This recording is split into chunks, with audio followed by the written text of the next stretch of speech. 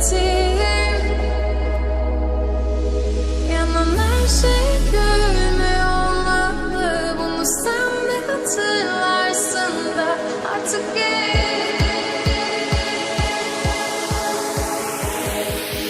öyle hissettim.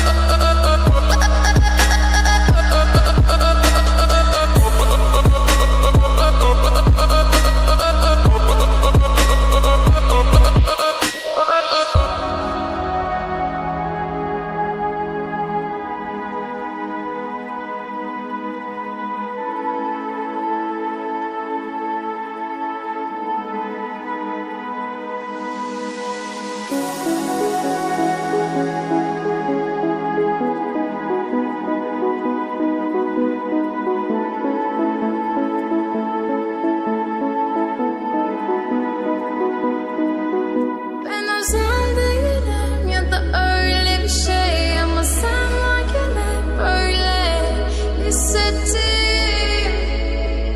Böyle hissettim. Yanan her şey gülme olmalı. Bunu sen de hatırlarsın da artık